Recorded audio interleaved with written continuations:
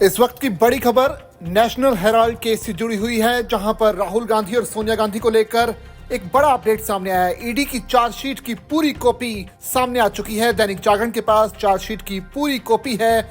इस पर ज्यादा जानकारी के लिए जुड़ रहे हैं दैनिक जागरण के सहायक संपादक नीलू रंजन जी। सर, ये बताइए कि चार्जशीट में ईडी ने क्या क्या आरोप लगाए हैं, आरोपों के अलावा सबूत क्या क्या दिए हैं, और क्या माना जाए कि आने वाला वक्त राहुल और सोनिया के लिए बेहद मुश्किल भरा रहने वाला है।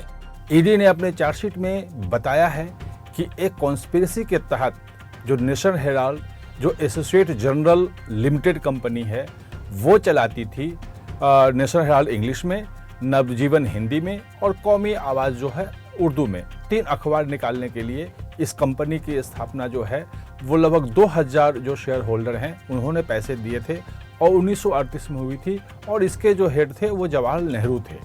और ये अखबार निकालने के लिए, जनता के बीच अवेयरनेस फैलाने के लिए आज़ादी के आंदोलन में इसकी स्थापना हुई थी। और इसमें जिन्होंने पैसे लगाए थे, इसमें आप शांति भूषण, प्रशांत भूषण के जो शांति भूषण हैं, उनके पिताजी ने ही पैसे डाले थे। और मार्कंडे काटजू का नाम आपने सुना होगा, जो सुप्रीम कोर्ट के जज थे, उनके पिताजी ने भी इसमें पैसे डाले थे। तो इन सब लोगों ने किया था। ये 3 अखबार निकाल रहे थे। ईडी ने विस्तार से बताया है कि 2008 में ये जो अखबार है वो निकलना बंद हो गया। जो एजीएल, एसोसिएट जर्नल लिमिटेड जो है, वो घाटे में चली गई और उसके बाद अखबार निकलना बंद हुआ। और वहीं से इसकी जो प्रॉपर्टी है, प्रॉपर्टी की कीमत उस वक्त लगभग 2000 करोड़ रुपए की थी, जो आज की तारीख में ईडी ने अपने चार्जशीट में जो रखा है कि लगभग 5000 करोड़ रुपए की प्रॉपर्टी है। मुंबई, लखनऊ, भोपाल, दिल्ली, हर जगह प्रॉपर्टी इनकी है। और मेन जगहों पे प्रॉपर्टी है, उससे लाखों या करोड़ों कह लीजिए किराया आता है उससे। और उन प्रॉपर्टी को हड़पने के लिए ईडी के हिसाब से जो चार्जशीट है उसमें कहा गया है कि जो कांग्रेस पार्टी है, AICC, all India Congress party की कमेटी जो है एआईसीसी, उसके पदाधिकारी जो थे वो राहुल गांधी, सोनिया गांधी, सबने मिलकर एक कॉन्स्पिरेसी करी। उस कॉन्स्पिरेसी में जो एजीएल, एसोसिएट जर्नल लिमिटेड के जो लोग थे वो भी शामिल थे। और उस पूरी प्रॉपर्टी को सोनिया गांधी और राहुल गांधी के नाम कर दी गई। कैसे की गई वो पूरी तरह से बताता है ये चार्जशीट।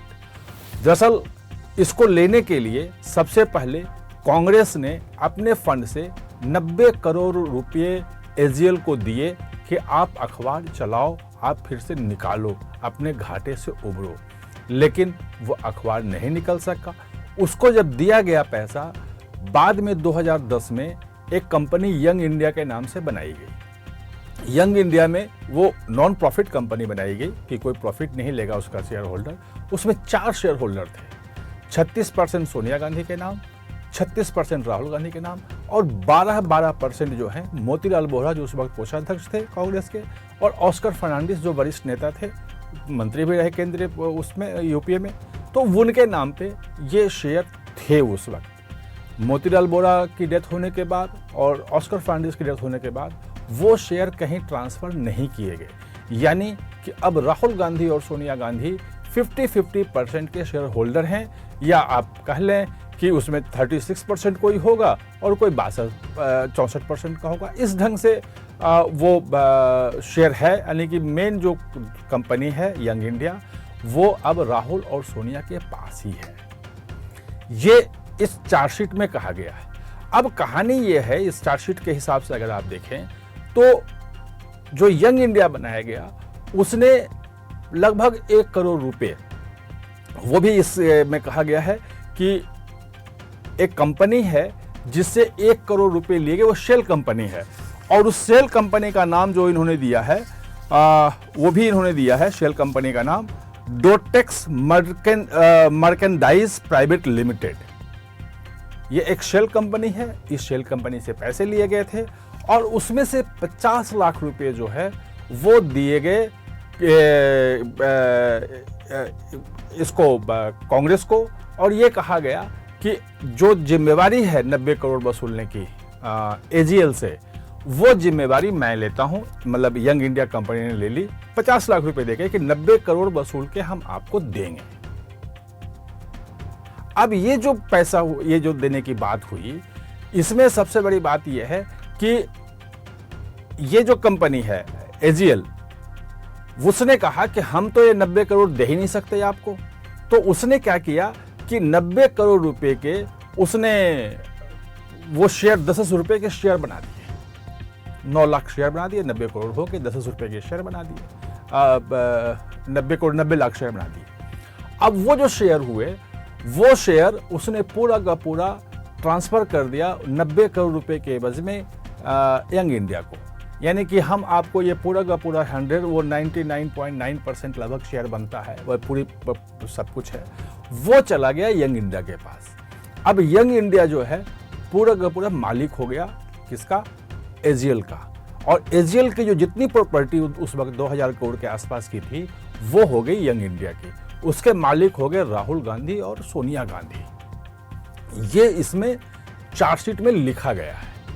अब हुआ क्या कि 2013 में सुब्रमण्यम स्वामी ने एक कंप्लेंट किया और पटियाला हाउस में कंप्लेंट किया कि ये जो खरीदा गया है, दिया गया है, ये एजीएल के जो शेयर होल्डर हैं, एसोसिएट जनरल लिमिटेड के शेयर होल्डर हैं, उनके साथ चीटिंग है क्योंकि उनसे सलाह नहीं ली गई।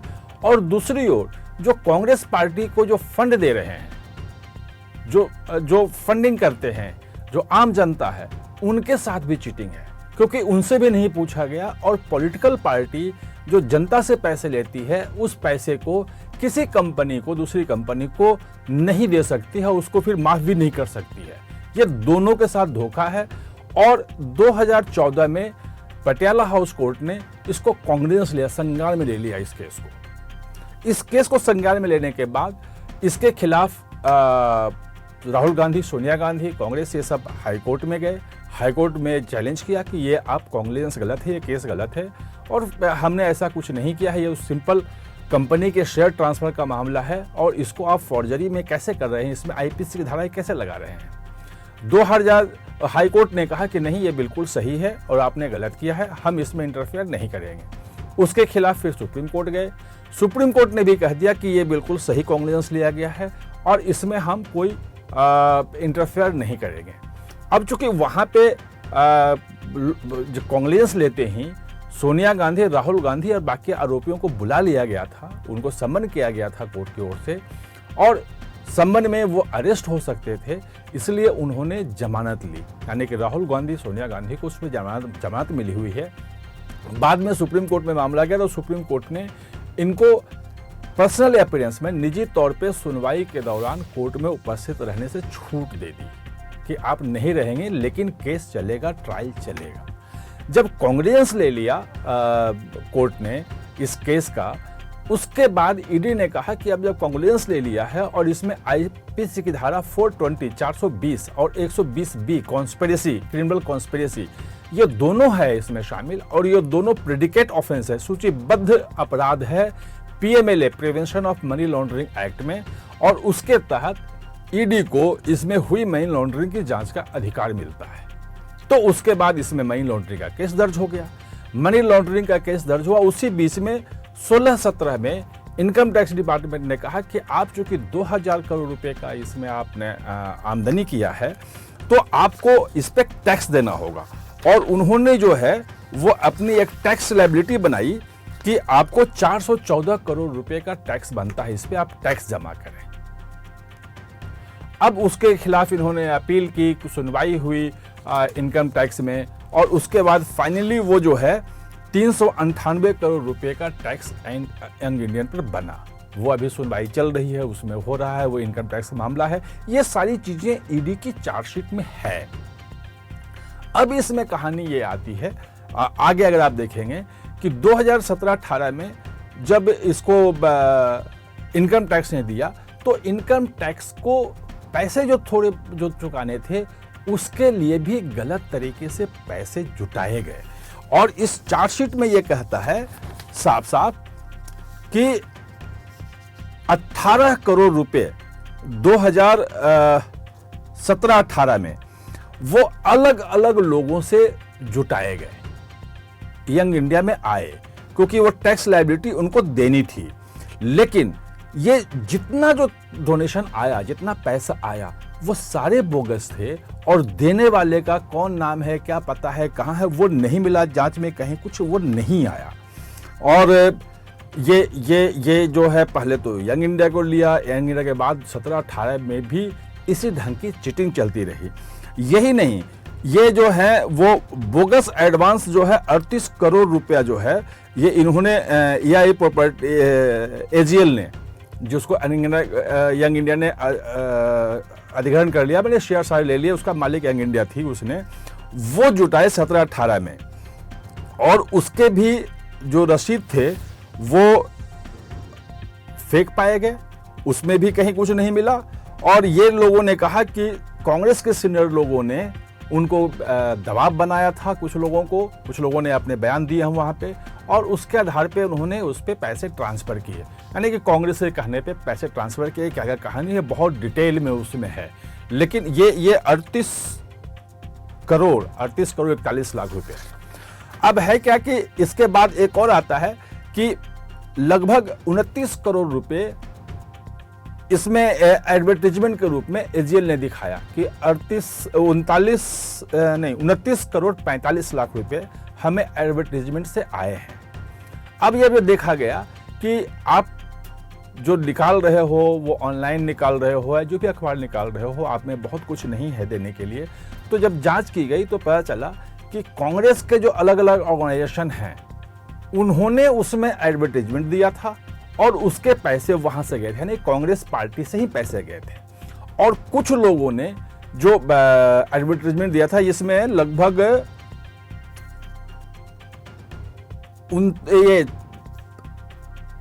15 करोड़ 86 लाख रुपए जो है वो कांग्रेस पार्टी के ही अलग अलग जो संगठन है, उससे जुड़े हुए संगठन है, उसे आए थे। और 13 करोड़ 59 लाख रुपए जो हैं वो दूसरे लोगों ने दिए थे। जब उनसे पूछताछ हुई तो उन्होंने कहा कि कांग्रेस की तरफ से कहा गया था कि इसको आप एडवर्टीजमेंट दो और इसके पैसे दो, तो वहां से दिए गए थे। ये भी खुल के सबके बयान, जिन जिन लोगों के ये कहा गया है, जिन जिन लोगों ने पैसे दिए थे, वो सबके बयान वहां लगे हुए हैं। ईडी ने पूरा बहुत बड़ा जो है वो सबूत जो है, डॉक्यूमेंट जो हैं, वो इस चार्जशीट के साथ कोर्ट में जमा किया है। अब ये जो पूरा का पूरा मामला है, ये यहाँ पे नहीं रुकता है। अब थोड़ा सा इसमें ये समझना है कि अब ये जो चार्जशीट हो गई है, इस चार्जशीट के बाद ये चार्जशीट हुई है राउज एवेन्यू कोर्ट में। पुरानी जो चार्जशीट थी, जो करप्शन वाली चार्जशीट थी, जो मैंने जो फॉर्जरी वाली जो कॉग्निजेंस लिया था सुब्रमण्यम स्वामी वाली, वो था पटियाला हाउस कोर्ट में। अब ये जो केस चलेगा वो MP MLA के लिए जो विशेष कोर्ट बना हुआ है राउज एवेन्यू में, उसमें केस चलेगा। आज 9 अप्रैल को ये चार्जशीट हुई थी।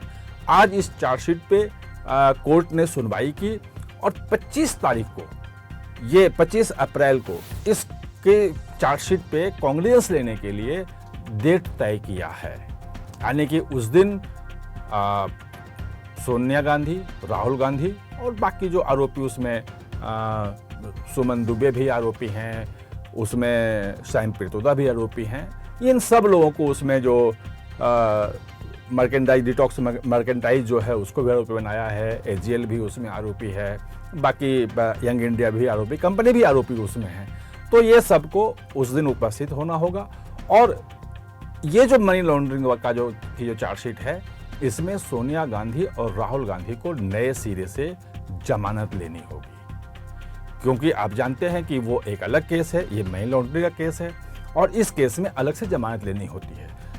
मनी लॉन्ड्रिंग के केस में जमानत मिलना थोड़ा मुश्किल होता है।